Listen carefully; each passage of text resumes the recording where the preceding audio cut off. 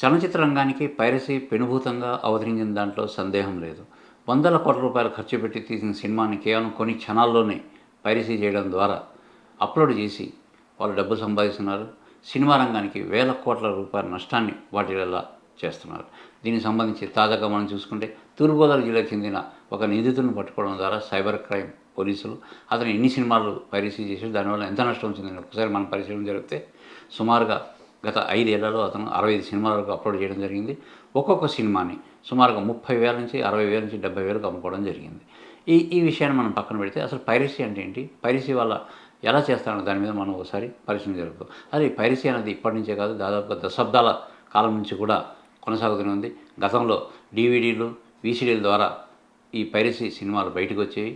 దాని తర్వాత ముందుగా ఇక్కడ సినిమాలు దుబాయ్ వంటి విదేశాల్లో రిలీజ్ అయినప్పుడు కొన్ని గంటల వ్యవధిలో అది ముందుగా అక్కడ రిలీజ్ అవుతాయి.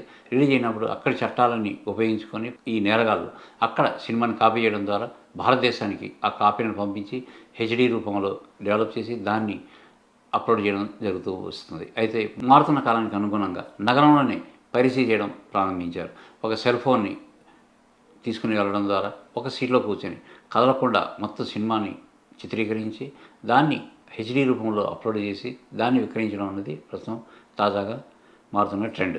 దీన్ని అరికట్టడానికి కూడా సినిమా రంగంలో కూడా కొన్ని అత్యాధునిక సాంకేతిక నిపుణులు కొన్ని ఏర్పాటు చేయడం జరిగింది. అందులో భాగంగా ఒక సినిమా రిలీజ్ అయినప్పుడు ప్రతి సినిమాకి, ప్రతి రీల్‌కి ఒక కోడ్ వర్డ్ ఒకటి చూపించడం జరుగుతుంది. అది సాధారణంగా సినిమా చూసే వాళ్ళకి ఆ కోడ్ వర్డ్ అది కనిపించదు. కానీ నిశితంగా పరిశీలిస్తే ప్రతి గంటకు ఒకసారి ఆ వాటర్ మార్క్ లాంటిది సినిమాలో వచ్చి వెళ్తూ ఉంటుంది. దాని ద్వారా అది ఏ ప్రాంతంలో సినిమా ప్రదర్శించబడుతుంది, ఏ థియేటర్‌లో ప్రదర్శించబడుతున్న వివరాలు స్పష్టంగా అందులో తెలుస్తాయి. ఇప్పుడు ప్రస్తుతం ఈ నిందితుడిని పట్టుకోవడానికి కూడా ప్రధానంగా ఈ సాంకేతిక నైపుణ్యం పనికొచ్చిందని మనం చెప్పుకోవచ్చు.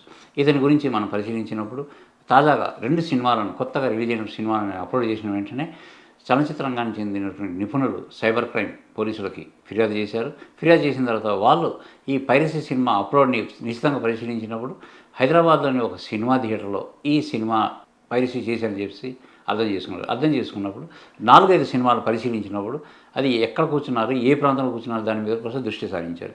ఇలాగ దృష్టి సారించినప్పుడు ఈ తాజాగా విడుదల చేసినటువంటి 2 సినిమాల్లో కూడా అతను ఏదైతే పైరసీ చేస్తున్నాడో ఆ వ్యక్తి ఒక నంబర్ గల సీట్‌లో కూర్చొని ఆయన చేస్తున్నట్టుగా గమనించాడు. ఇది ఆన్‌లైన్‌లో బుక్ మై షో ద్వారా అతను టికెట్లు బుక్ చేసుకోవడం జరిగింది. ఆ బుక్ చేసినప్పుడు ఏదైతే ఏ కోణంలో కూర్చున్నాడో అతను దాన్ని పరిశీలించినప్పుడు అక్కడ సుమారుగా 5, 6 సీట్ల మీద పోలీసులకు అనుమానం వచ్చింది. అనుమానం వచ్చినప్పుడు ఆన్‌లైన్‌లో బుక్ చేశారు కాబట్టి ఆ నంబర్ల ద్వారా ఎవరెవరు టికెట్లు బుక్ చేశారని చూసినప్పుడు ఏదైతే ఒకే పైరసీ సినిమాలు ఏవైతే ఉన్నాయో దాంట్లో సుమారుగా 10 సినిమాలకు సంబంధించి ఒకే వ్యక్తి నంబర్ అక్కడ వాళ్ళకి దర్శనం ఇచ్చింది. దాంతో ఆ వ్యక్తి మీద దృష్టి పెట్టి అతన్ని అదుపులో తీసుకోవడం జరిగింది. అదుపులో తీసుకున్నప్పుడు ఇక్కడ మరో విషయం మనం గమనించాల్సింది ఏంటంటే ఈ పైరసీ చేసినప్పుడు అతను చాలా తెలివిగా వ్యవహరించాడు. ఏదైతే పైరసీ కోసం ఉపయోగిస్తున్నాడో ఆ ఫోన్ అతను ఎప్పుడూ వాడేవాడు కాదు. కేవలం పైరసీ సినిమాకు తీసుకున్నప్పుడు మాత్రమే ఉపయోగించేవాడు. తర్వాత దాన్ని స్విచ్ ఆఫ్ చేసి పక్కన పెట్టేసేవాడు. దాంట్లో ఇలాంటి సిమ్ కూడా అతను మళ్ళీ మళ్ళీ ఉపయోగించడం జరిగేది కాదు. అన్ని జాగ్రత్తలు తీసుకోవడం జరిగింది. తర్వాత అతను గతంలో కొంతమంది వెబ్‌సైట్‌లలో చూసినప్పుడు ఒక చోట పైరసీ సినిమాలు కొనబడునని చెప్పేసి ఒక ప్రకటన చూసి వాళ్ళతో కాంటాక్ట్ చేయడం ద్వారా వాళ్ళకి దగ్గరే ఈ సినిమాలు వాళ్ళకి అమ్మడం జరిగింది. ఇలాంటివి చూసుకుంటే మనం దాదాపుగా 20-25 ప్లాట్‌ఫామ్‌లు ఇప్పుడు పైరసీ సినిమాలను ఇస్తున్నాయి. అది పూర్తిగా దాదాపుగా సినిమా థియేటర్‌లో కూర్చుంటే వచ్చినటువంటి ఎలాంటి అనుభూతి పొందుతారో అలాంటి అనుభూతితోటి హెచ్‌డీ క్వాలిటీ తీసుకొచ్చే విధంగా సినిమాని ఈ పైరసీ చిత్రాన్ని వాళ్ళు డెవలప్ చేయడం జరిగింది. దాంతో పైరసీలు బాగా ఎక్కువగా చలామణి అవుతూ వచ్చాయి. తాజాగా చూసుకుంటే సుప్రీంకోర్టులో సుమారు 2 ఏళ్ల క్రితం ఒక కేసు నమోదైంది. కేసు నమోదైనప్పుడు పైరసీ చూస్తున్న ఒక వ్యక్తిని పట్టుకొని పోలీసులు అరెస్ట్ చేసి కోర్టు ముందు పెట్టడం జరిగింది. అక్కడ అక్కడ వాదోపవాదాలు జరిగినప్పుడు పూర్తి స్థాయి విచారణ జరిగినప్పుడు సుప్రీంకోర్టు ఒక అభిప్రాయం పడింది. ఏదైతే సినిమాని అనధికారికంగా కాపీ చేయడం గానీ, షేర్ చేయడం గానీ, వేరొకరికి ఇవ్వడం గానీ, వేరొకరికి అమ్మడం గానీ చేసింది నేరం. అయితే ఆ సినిమాని చూడడం మాత్రం తప్పు కాదని చెప్పేసి సుప్రీంకోర్టు తీర్పు వెల్లడించింది. అప్పటినుంచి ఈ పైరసీలు చూడడానికి ఎవరు కూడా వెనకాడని పరిస్థితి. ధైర్యంగా వాళ్ళు సినిమాలు చూడడం మొదలుపెట్టారు. ఇది కూడా ఒక రకంగా పైరసీల డెవలప్‌మెంట్‌కి ఎక్కువ కారణమైంది. ఇలాంటి పరిస్థితుల్లో ఈ మరింత జాగ్రత్తలు తీసుకోవడం ద్వారా పైరసీని పూర్తి స్థాయిలో కట్టడి చేయడానికి అటు సినిమా నిపుణులు, ఇటు సైబర్ క్రైమ్ పోలీసు అధికారులు కూడా ప్రత్యేక చర్యలు తీసుకున్నారు. అందులో భాగమే ఈ రోజు నాడు పైరసీ చిత్రం తీస్తున్నటువంటి వ్యక్తిని పట్టుకోగలిగారు. ప్రస్తుతం ఆ వ్యక్తిని గానీ మరోసారి అదుపులో గానీ తీసుకుంటే పోలీస్ కస్టడీకి కోరుతున్నారు. పోలీస్ కస్టడీకి గాని తీసుకుంటే మరిన్ని విషయాలు బయటకు వచ్చే అవకాశం ఉంటుంది.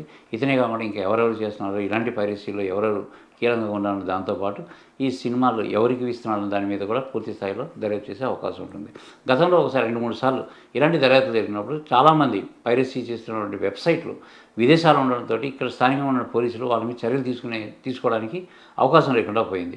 ఈసారి అలా కాకుండా ఆయా దేశాలలో ఉన్నటువంటి పోలీసులతో కూడా సమన్వయం చేసుకోవడం ద్వారా ఈ నిందితులను పట్టుకోవడానికి పోలీసు శాఖ సిద్ధం చేస్తుంది.